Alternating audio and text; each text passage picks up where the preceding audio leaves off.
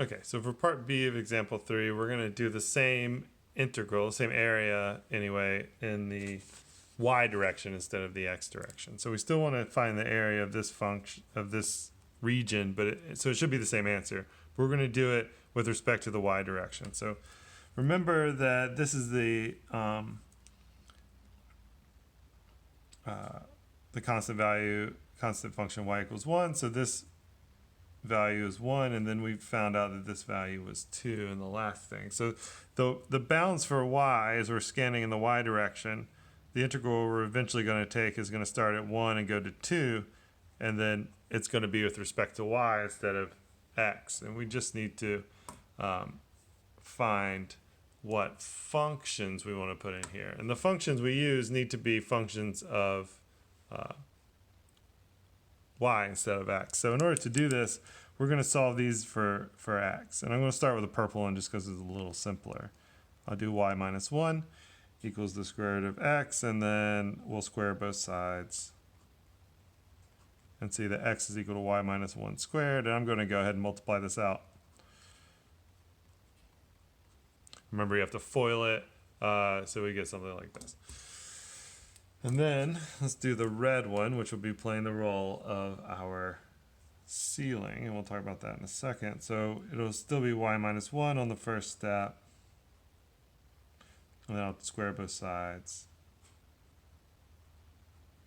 And let's take a moment to go ahead and write this down because we already know what it is. Y minus 1 squared is y squared minus 2y plus 1, and that's equal to 2 minus x, and then I'll subtract 2 from both sides.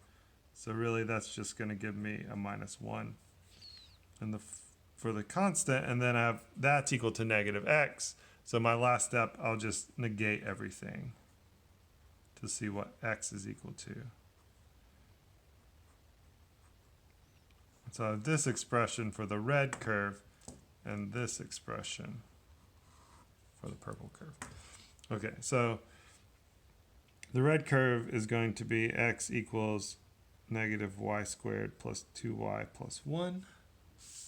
And the purple curve will be x equals y squared minus 2y plus 1. Yeah.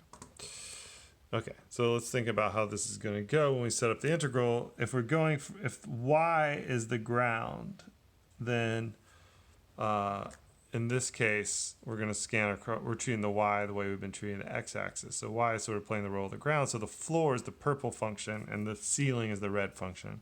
And so I'm going to take minus y squared plus 2y plus 1 and subtract the floor, which is y squared minus 2y plus 1. Is going to be my area. Okay, so let's compute it, and which, if we recall, is 4/3. So we'll see if this works. So if we combine all these things, I get negative 2y squared from these two. 2y minus negative 2y is plus 4y, and then 1 minus 1 is nothing, so, or 0. Okay, so here's the integral I'm going to take. It actually simplifies quite nicely, and I'm going to take the integral now, so I don't need this anymore. So negative 2/3 y cubed plus y squared divided by 2, so that's just 2, and we're going from 1 to 2. Okay, so we're going to plug these values in. Negative 2/3, 2 cubed plus 2 times 2 squared minus negative 2/3, 1 cubed plus 2 times 1 squared. Okay. Okay, so let's simplify and hope we get the right answer. Okay, so 2 cubed is 8 times 2 is 16, so we negative 16 over 3 for this first term, and then we're going to add 2 times 4, which is 8. And then here, this is just 1 still, so this is negative 2/3, and this is plus 2.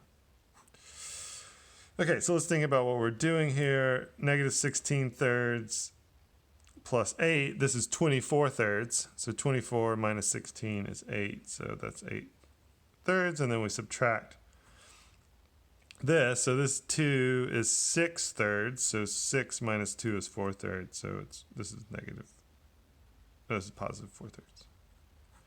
And so we get 8/3 minus 4/3, which is just 4/3 again.